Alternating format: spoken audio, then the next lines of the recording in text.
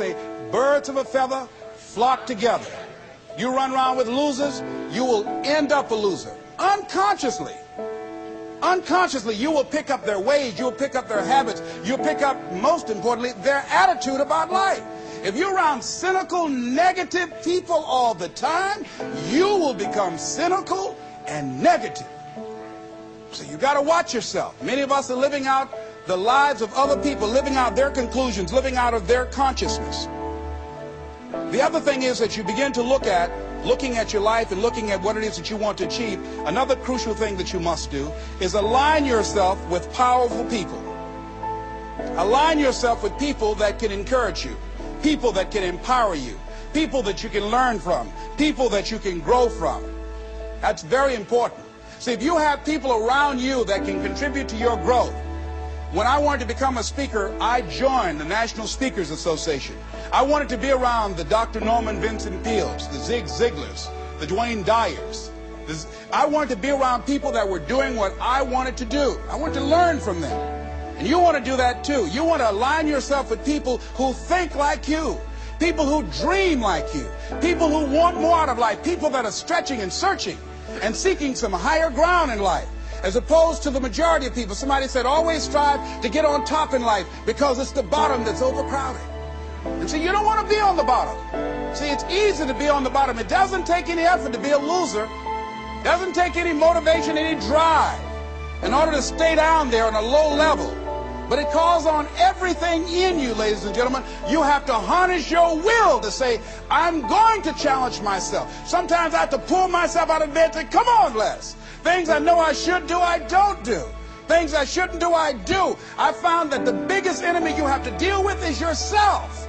There's an old African proverb that says, if there's no enemy within, the enemy outside can do us no harm. So think about that.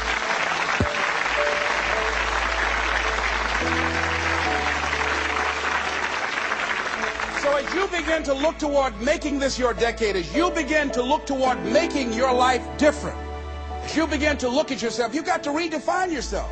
Who are you right now? And who must you become in order to create what you want? What has to change about you?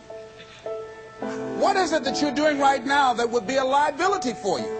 As you begin to look toward the future and take inventory of yourself, what is it about you right now that you've got to leave this behind because this no longer fits? Looking at where you want to go and the kind of person that you must become, the kind of standards that you have for you. What is it that you must do differently? Repeat out to me, please. If you want to keep on getting what you're getting, keep on doing what you're doing. See, that doesn't take an Einstein for that one. Am I right? It makes sense unless you change your pattern, unless you change the way you're thinking, unless you change your behavior, you're going to continue to produce the results in your life. See, all of us are winners, but some of us are producing results that we don't want. And so all you have to do is look at your game plan, look at your strategy. How is it that you have been being? What is it that you've been doing to produce this?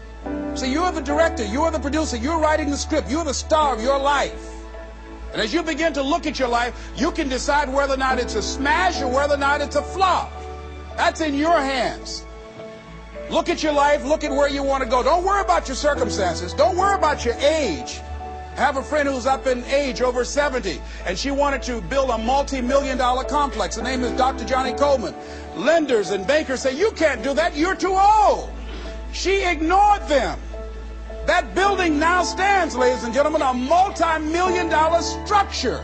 But there are a lot of people who would have listened to that. There are a lot of people that would not have even gotten to that point. They would have talked themselves out of even going down to the bank to ask for it, because they've already said no to themselves. See, it's time now. If you want to make this your decade, you've got to start saying yes to your life. You've got to start saying yes to your dreams, yes to your unfolding future, yes to your potential, as opposed to saying no. See, 87% of our self-talk is negative. So you've got to make a conscious, deliberate, determined effort to say yes to your dreams. Why not? Why not me? Don't spend time like most people going through life complaining. Don't try and get on talk shows and tell everybody how life has done you wrong. Here's what's happening in the audience. 80% don't care, and 50% glad it's you.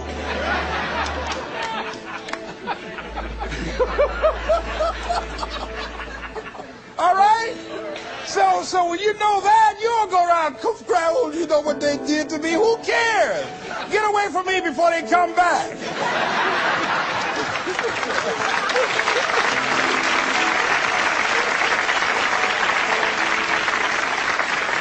I had a friend of mine that said something that's very important. He said, hey, it doesn't matter what happens to you. The only thing matters, what are you going to do about it? That's all that matters. Okay, life knocked you down. What are you going to do about it? How long are you going to sit there and say, you know what they did to me? How long? Who wants to hear that racket? Use that energy to get up from there and move on and get on with your life. You got to learn to let the past go so you can grow. Many people never act on their dreams because they allow their past experiences to determine what their possibilities are.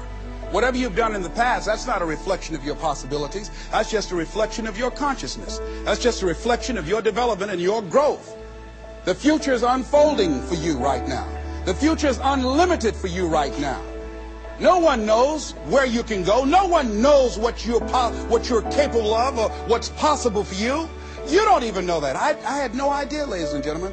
No one could have convinced me that I was able to do this. I'll never forget, I was speaking in Detroit, and a high school friend of mine saw me afterwards, and he was backstage. He said, I can't believe it's the same person.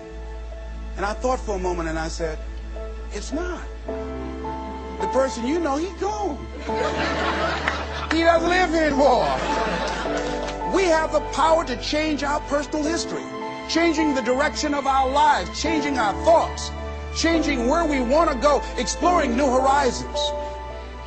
So as you begin to look at this decade and affirming that this is your decade, as you set goals that will make you stretch, that will bring out the best in you, as you begin to remove the negative, toxic people from your life, as you decide to take some chances in life, and that's one of the things that's very important. Viscard said, if you're not willing to risk, you cannot grow. And if you cannot grow, you cannot become your best. And if you cannot become your best, you cannot be happy.